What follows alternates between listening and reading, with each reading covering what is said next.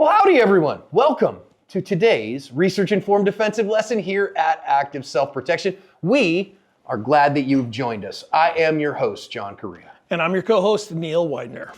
MagTech is the only freedom seed I use on the range. I personally have over 100,000 rounds downrange of MagTech, and it's unbelievably reliable, very accurate, and a great value.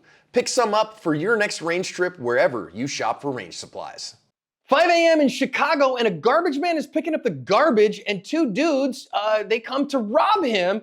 The last one coming up has a gun. Our garbage man reaches out and grabs that gun, pulls his own pistol, shoots the first guy in the neck, turns the gun on the second guy, shoots him in the head, and then runs off. If you go read the news stories I've linked in the description, the guy he shot in the head took the asphalt temperature challenge. The second guy is in critical condition in the hospital. Our garbage man got away with no physical injuries. Let's watch it again as they come to try to rob a garbage man. Really? A garbage man. He reaches out and grabs the second guy's gun, shoots him, turns the gun on the first guy when the first guy tries to grab it from him, shoots him as well, and then skedaddles out of there. Man, he was lucky, but he did good work. So Neil, what's the funniest nickname that you've heard somebody call me in the comments?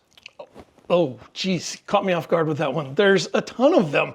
Ouch, hurtful. Yeah, the Lord Farquaad one just makes me smile every time. Now, after the 700th time, I don't smile as often, but that one made me giggle pretty good when I first saw it. So. Better than Jack Black, I guess. Yeah, that one's kind of old. You know, the Joker is a real common one. Everybody thinks you look like the Joker. I don't see it. I didn't think you were that funny, but it's a big one. Okay, so we've heard all those. Find new ones. Just get something novel, would you? So Neil, the news story that is in the description says that this guy was a licensed CCW holder in Cook County, Illinois. He had a firearms owner ID card. The firearm he had on him was lawfully carried. Man, what kind of a society do we live in where people are like, I'm gonna rob the garbage man?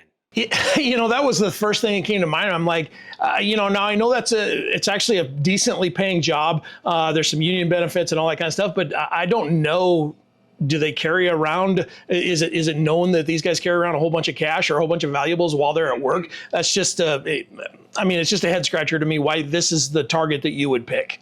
I also don't know what the policy is of the company that he works for. I don't know if that's a publicly owned or if it's contract out to a second company that does that. I don't know what their policy is. It's a good reminder, though, that you need to think through whether you're going to obey that policy if they have a no firearms policy. I'm super glad he had a gun on him this day. If that was breaking policy, well, he might end up losing his job over it. But I think that's an awful good risk to take here, Neil, in that he needed it on that day. And I hope that even if they do have that policy, they recognize that, no, he needed it that day. Have a nice day. Yeah, those companies that have that policy, and I understand why they do, because they're trying to limit liability on themselves. I get that. But I think as citizens, as human beings, as adults, as concealed carriers that have gone through a background check, we also get to make a decision. Are we going to carry? And the only one that can choose to disarm us in most cases is ourselves. And so, if it's against policy, I'm glad he was carrying that day. I love it when the good guy wins. And there's some really interesting stuff that we get to talk through on this thing. But if this guy doesn't have a gun that day, we don't know if he survives it. And so the risk that you would take carrying against policy is, I might break the policy and have to look for a new job, but at least I'm alive to look for a new job. Absolutely, 100% yes. Also, he had his gun on him. I know some people are like, well, yeah, I have a CCW, but I only carry it if I think I'm going to, need it that day. Look, if I thought I was going to need my CCW, I wouldn't go wherever the heck it was I thought that I might need my CCW. The only way you're going to have it on that day, since the bad guy is the guy who gets to decide the time and place of the attack, and he's only going to tell you about it at the last minute, the only way you're going to have it on that day is to carry it every day. And I can't tell you enough. Have your gun on your person. Make sure you know how to use it. Now, as these guys decide to come up, we have multiple attackers. And I want to note very clearly that, again, our garbage man is just doing his job, and now he's surrounded by multiple attackers. And you can see here, at least the trailing one has threatened him with a firearm. He's got a gun right there that he's threatening him with. Is our garbage man at risk of death or great bodily harm? He unequivocally is.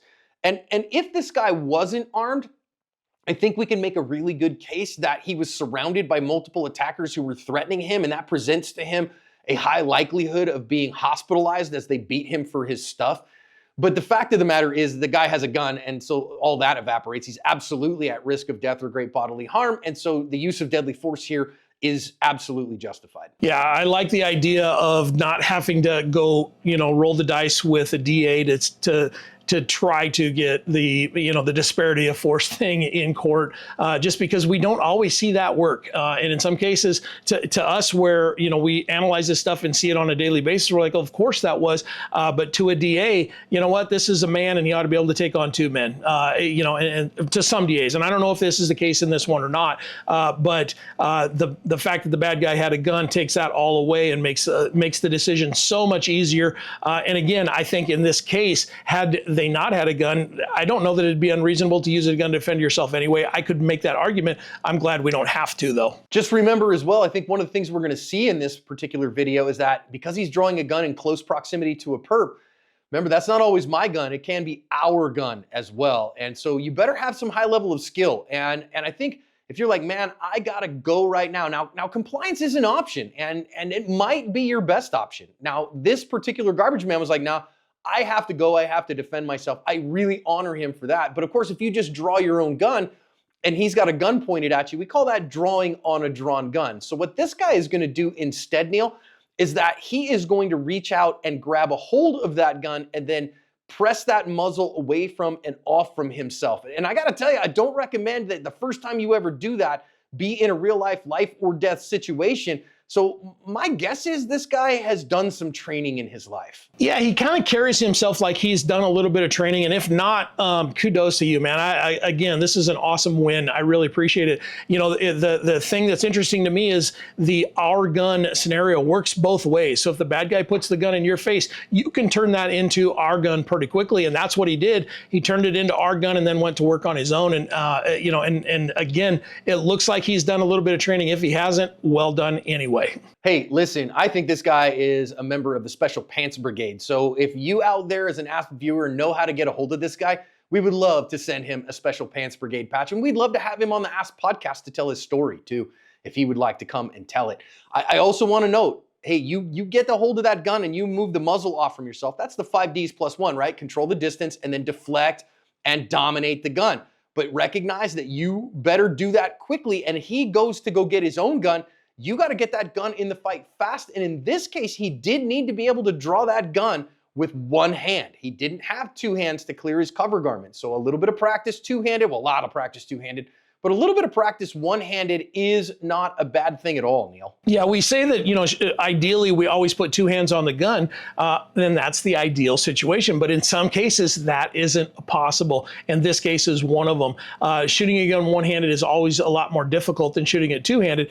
But at contact distance like this, you can still get easy and accurate shots on target. You don't have to line up the sights or anything along those lines. You can just start shooting at that distance to protect yourself. And that's exactly what our guy did. So again, I'm really impressed with how he reacted to all this. He rapidly accepted the position that he was put in by these two guys, and then he made a decision and went for it at full tilt. There was no halfway about what he did. Yeah, good for him on that. Remember, we say this all the time. First one to put an anatomically significant hit in the other guy almost always wins. And I'm guessing here, okay? So I want you to know I'm putting my speculation hat on here. I'm not saying exactly what I know happened.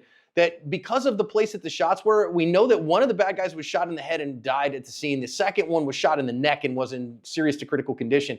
I'm almost sure that the first guy here on the right is who took the shot in the neck because the gun is a little farther down. I don't think he took one in the face on this particular one, but that was very effective. And the first one to get a hit, Neil, so that's why, do we want speed or do we want accuracy? I don't want to sacrifice one for the other. I want a big bucket of both. Yeah, I think both is the answer. Accuracy, there's all the people that quote all of the different things of accuracy is final and all of that kind of stuff, but we can hit slow enough to lose a gunfight.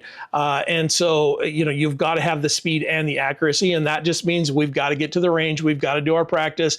We've got to do our dry fire stuff and all that kind of stuff. If we are planning to defend ourselves someday, we'd better at least know what we're capable of. And if you don't have a sub-second draw, that's completely fine with me, but know what your math is, know what your draw is, know how fast you can get the gun into the fight so that you can do that calculation in the moment and decide, hey, I've got a chance here to win this fight. In this case, the guy did. He did win that fight, got several shots in the first guy. Now, This particular one, listen, you're never going to see this technique taught in any firearms school because that guy grabs a hold and starts to tackle him. And so what he does is he turns that gun basically back around like this and shoots right over his own ear and into that guy's face. This guy is the one who took the headshot. I'm 99% certain that's the case. That is what we might call highly unorthodox, Neil, but success is a hell of a deodorant. It really is. I mean, that's a John Wick move if we've ever seen one in real life, right? Now, the thing that this guy, the risk that he took there is that as that gun came around, he very likely still had his finger on the trigger, very likely pointed the gun at his own head as he came by. Now, maybe he didn't. I'd have to really look at this. And, like you always say, this was filmed on a potato, so it's really hard to tell. But it's very likely that this guy pointed a gun at himself at some point. He's never going to hear right for the rest of his life. But as I think, he's got the rest of his life not to hear right. Amen to that. He lived. I just love his tenacity here. I also want to note this is a grappling gunfight. This is a standing grappling gunfight. It's not a grounded fight. The guy only goes to the ground with him and takes him to the ground when he's dead. Okay, so it's not a grounded gunfight here. I'm not arguing those don't happen. This one isn't one. But a standing grappling gunfight is also probably the worst day of your life. I would recommend for most people get really good at the gunfighting when you are unencumbered, when you're untangled from someone. However, if you are entangled, if you are actually tangled up with somebody, that is a very difficult gunfight. And I do recommend that people get into that after they're pretty good at those flat range skills, Neil. Yeah, I think that's something that it's a natural progression of the training that we take, is that at some point, I mean, I always say, if you can't stand and deliver, you can't move and deliver. So you've got to learn how to stand and deliver before we can move and deliver. And then, at some point, we've got to add some of this physical stuff into our training. You've got to get on a mat. You've got to get punched in the face in a controlled environment. You've got to have somebody try to take a gun from you once. I recall back to a class that we took, John, one time where one of the instructors in the force on force portion of this put a blue gun on you and then fought you for that blue gun. And it was one of the best fights I've seen in a long time. It was really fun to watch that.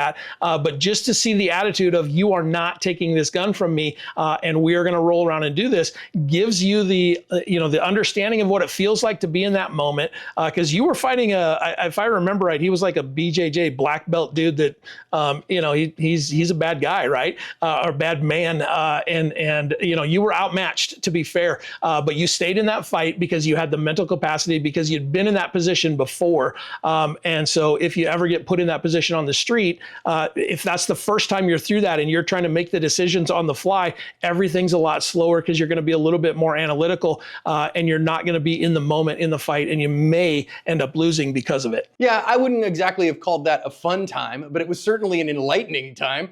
And I like doing that kind of stuff. We'll occasionally roll, in jiu-jitsu with an Enigma on or something like that. So then that way you get some practice doing that. I also think then now our bad guy, falls to the ground with our good guy underneath him, and then our good guy immediately gets up away from it and exits the area. Remember that tap ifs, right? And that tap ifs, threat down, accomplices dealt with, my partners are okay. He doesn't have a partner in this case. And then injuries, am I hurt? Do I need to deal with that? Firearm, what's the condition of my gun? Is it still in fighting form? Second, follow-up. What do I need to do to make myself safer here? In this case, get out of the area, get away from any additional threats. And then S, seek help, call 911. So stick that TAP IFS acronym in your mind. So then that way, when you get stuck and you're like, oh no, what should I be doing right now? You've got a workflow to work through. I really think this guy did an excellent job of that. I'm so glad he was armed this day. I'm so glad he had the skill set this day. I'm so glad he had a plan this day. He did an incredible job. Let's learn the lessons from this one so that we can better cover our asp.